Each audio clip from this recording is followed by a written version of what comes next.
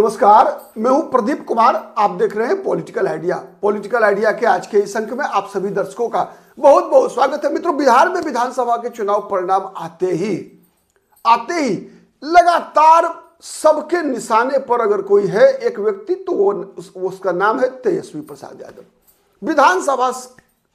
नए विधानसभा का पहला ही सत्र, पहला दिन शपथ हुआ सदस्यों का।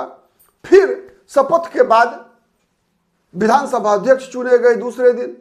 उसके बाद केवल एक दिन विपक्ष के नेता चुने गए तेजस्वी यादव।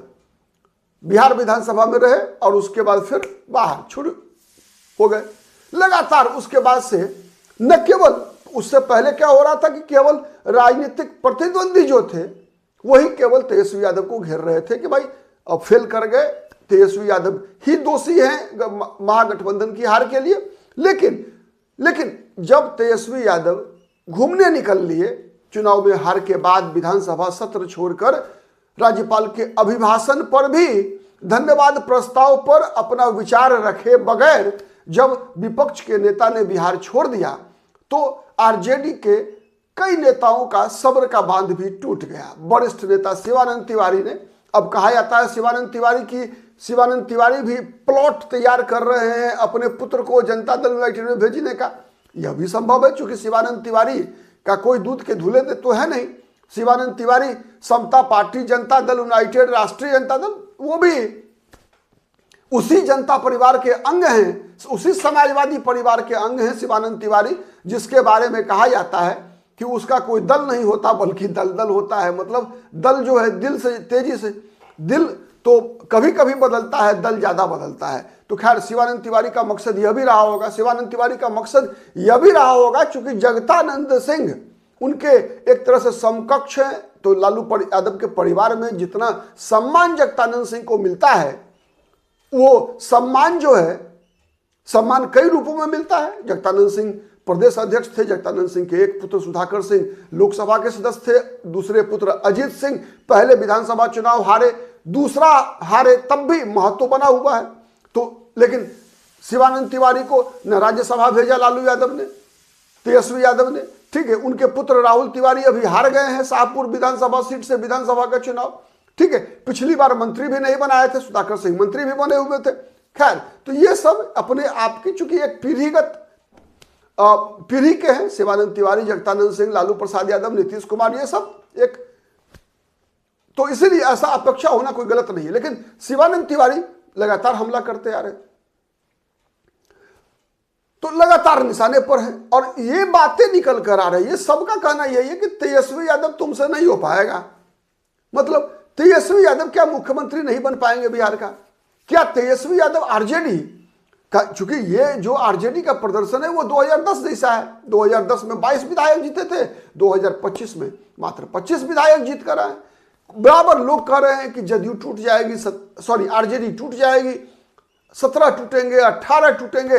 विधायकों की सूची भी कहीं कहीं मीडिया में चल रहा है कि फलाने विधायक जो है पार्टी बदल सकते हैं।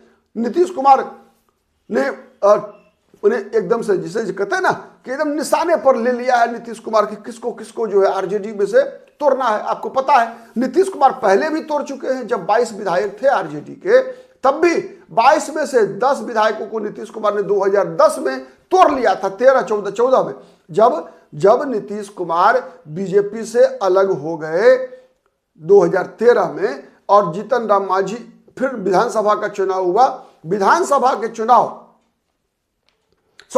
का चुनाव हुआ। लोकसभा चुनाव में जब नीतीश कुमार को मात्र 2 सीटें मिली,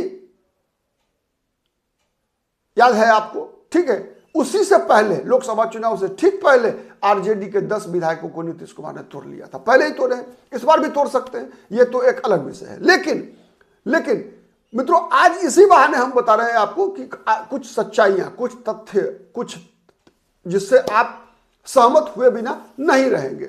मित्रों, जानते हैं 2010 का विधानसभा चुनाव किस परिस्थिति में हुआ था?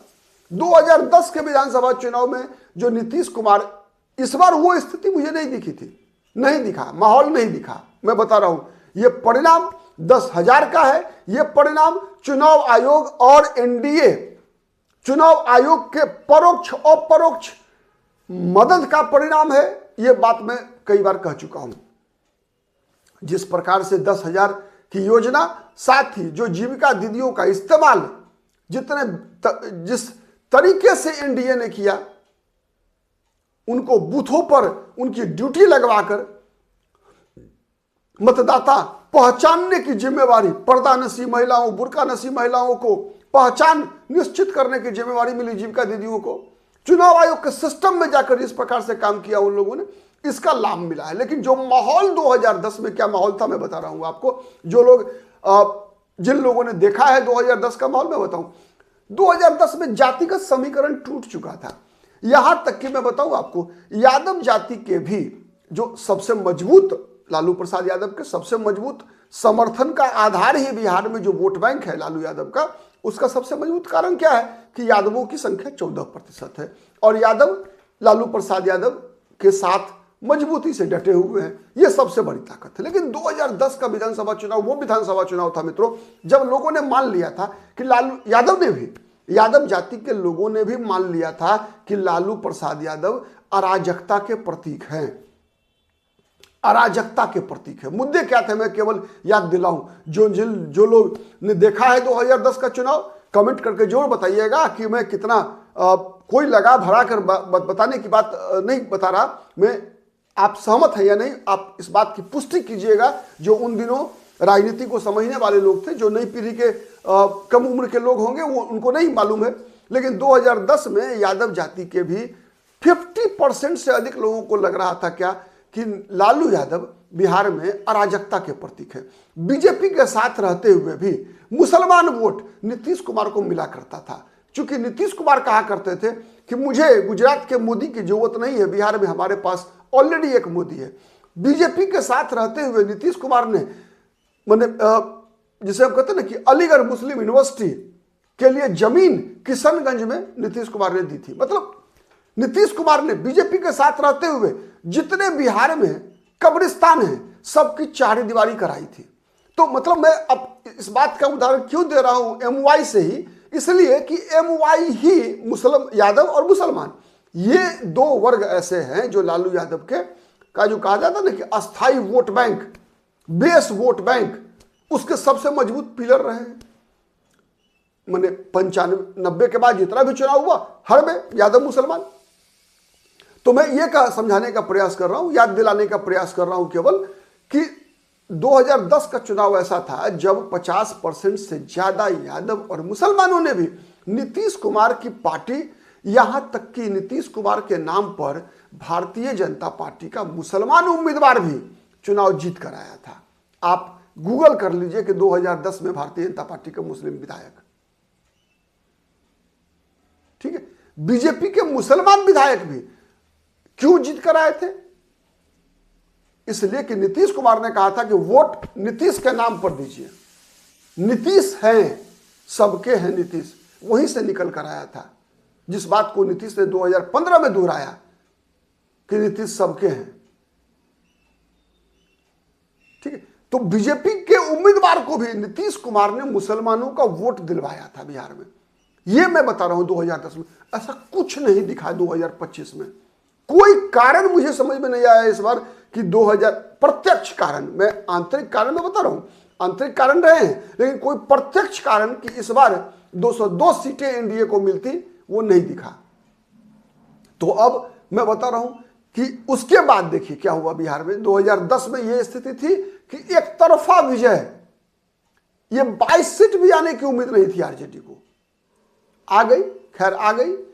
रामविलास पासवान के साथ गठबंधन था उस बार, लोक जनशक्ति पार्टी के साथ राष्ट्रीय जनता दल का, आ गए सीटें किसी तरीके से।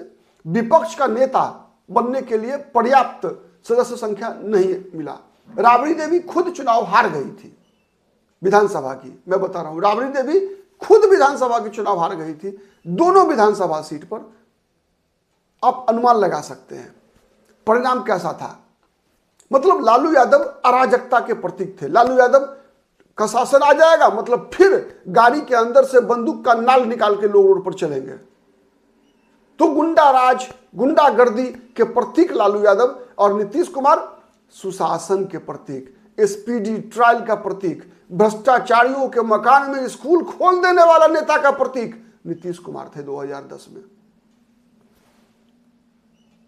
आरजेडी तो खत्म हो गई थी। मैंने इसका उदाहरण मैंने बताया ना कि 22 मिले और 22 में भी 10 जदयू, जब नीतीश कुमार को जरूरत पड़ी जदयू में चले गए। बचा था क्या आरजेडी के पास? कुछ नहीं बचा था। 2015 का भी चुनाव अगर नीतीश कुमार अगर टिके रहते अपने स्टैंड पर तो बिहार में 2015 का विधानसभा चुनाव होता बीजेपी और जदयू के बीच होता लड़ाई। लेकिन 2014 के लोकसभा चुनाव में नीतीश कुमार पहुंच गए तीसरे नंबर पर। मतलब बीजेपी के जो सांसद जीत कर गए 22 बीजेपी से जीते एनडीए का, 6 जीते रामविलास पासवान की पार्टी से 22-6-28 और 3 जीत गए उपेंद्र कुशवाहा की पार्टी से। 31 सीटें, ठीक है। 2 सीट मिली मात्र नीतीश कुमार की पार्टी को, ठीक है। और 4 सीट पे आरजेडी के उम्मीदवार जीते चुनाव 2015 में। तो नीतीश कुमार को क्या लगा कि हम तो सत्ता गवा देंगे, 2015 के विधानसभा चुनाव में बीजेपी जीत जाएगी और जीतती भी गारंटी होती। अगर नीतीश कुमार अलग, आरजेडी अलग और बीजेपी अलग लड़ती चुनाव तो निश्चित थी कि 2015 का विधानसभा चुनाव में बीजेपी की सरकार बिहार में बन गई होती।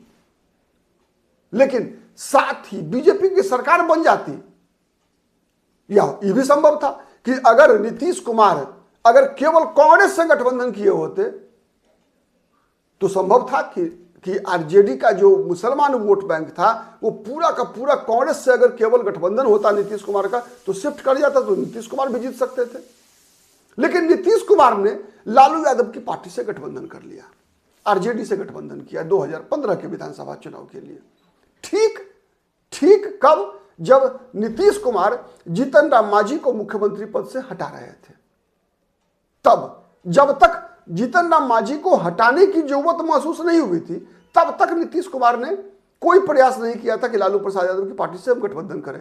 लेकिन जब जीतन राम मांझी ने नीतीश कुमार की बादशाहत को चुनौती दे दिया जदयू में, तो नीतीश कुमार ने लालू यादव का समर्थन मांगा। आपको याद होगा उन दिनों लालू यादव ने कहा था छोटा भाई है, पैर पकड़ लिया तो क्या लात मार देते, तो ये था।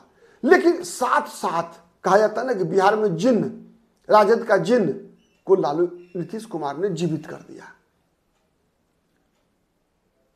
नीतीश कुमार के, आपको याद होगा उस चुनाव प्रचार में 2015 में भी नीतीश कुमार हर जगह चुनाव प्रचार के दौरान 2 मुद्दे, एक तो मोहन भागवत के आरक्षण के संबंध में दिए गए बयान का उपयोग किया नीतीश कुमार ने, और दूसरा नीतीश कुमार कहा करते थे कि हम है ना, जैसे बीजेपी के साथ रहते हुए भी नीतीश कुमार कहा करते थे मुसलमानों को डरने की जरूरत नहीं है, नीतीश सबके हैं, नीतीश जो हैं।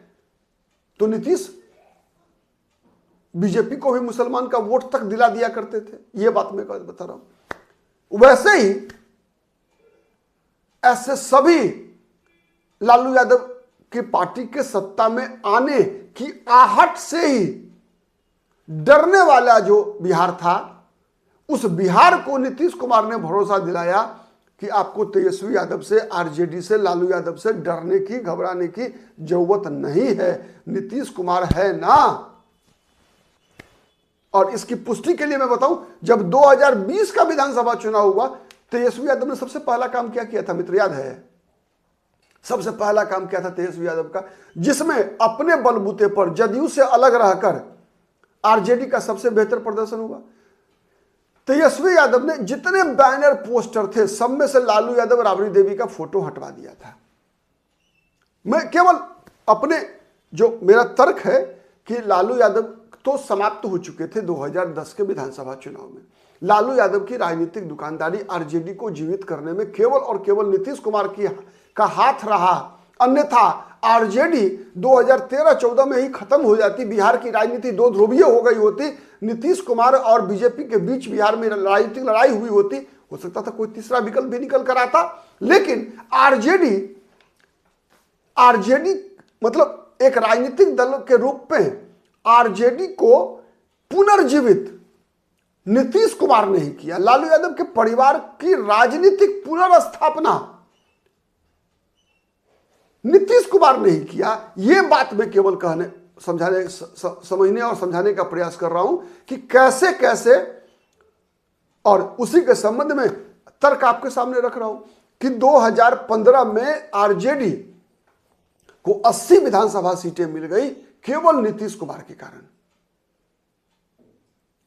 और 2020 में जब आरजेडी फिर सबसे बड़ी दल बनकर उभरी तो उसमें सबसे बड़ी भूमिका थी कि लालू यादव राबड़ी देवी का फोटो हटाकर तेजस्वी यादव ने कहा था कि नहीं, भ्रष्टाचार नहीं, पढ़ाई, कमाई, सिंचाई और दवाई पर चुनाव होगा।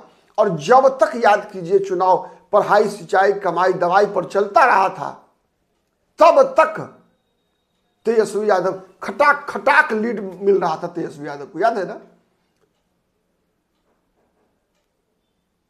तो ये बहुत बड़ा उदाहरण है। इसीलिए मैंने इसलिए कहा कि आज फिर जब तेजस्वी यादव आज राजनीति को सीरियसली नहीं ले रहे हैं, तो मैं कई जो शिवानंद तिवारी का बयान है या और कई लोगों का जिस तरह से निकल कर आ रहा है, सच्चाई है। ये सच्चाई है। जिस पीढ़ी को किसी भी परिवार में जिस पीढ़ी को विरासत चांदी के प्लेट में सौंपी जाती है, वह पीढ़ी संघर्ष कर ही नहीं सकता। नेचुरल ये एक तरह से प्राकृतिक नेचुरल ट्रूथ है कि जिस किसी भी पीढ़ी को सत्ता की थाली, चांदी की थाली में सत्ता सौंपी जाती है, उसके अंदर संघर्ष का मादा हो ही नहीं सकता। तेजस्वी यादव सड़क पे संघर्ष कर रहे हैं। शिवानंद तिवारी कि लाठी खाओ, जेल जाओ। अरे यार, नहीं खा पाएंगे बाबा शिवानंद जी।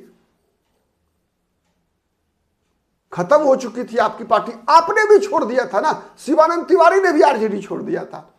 शिवानंद तिवारी ही लालू यादव को जेल भिजवाने वाले हैं। तो लालू यादव का मतलब ही बन गया था बिहार में कि भ्रष्टाचार का प्रतीक। आप अनुमान लगाइए ना भाई, मैं सीधा बता रहा हूं दर्शकों को, कई आरजेडी के समर्थकों को बुरा लग रहा होगा, लेकिन मैं सवाल सीधा पूछ रहा हूं।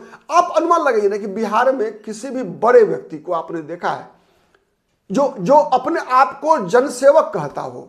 क्योंकि मैं इसलिए कह रहा हूं कि लालू यादव अपने आप को मसीहा कहते हैं, जनसेवक से भी बड़ी चीज, कि 4th ग्रेड का नौकरी देने के लिए किसी व्यक्ति से उसकी आधा कट्ठा 1 कट्ठा जमीन लिखवा ली जाए।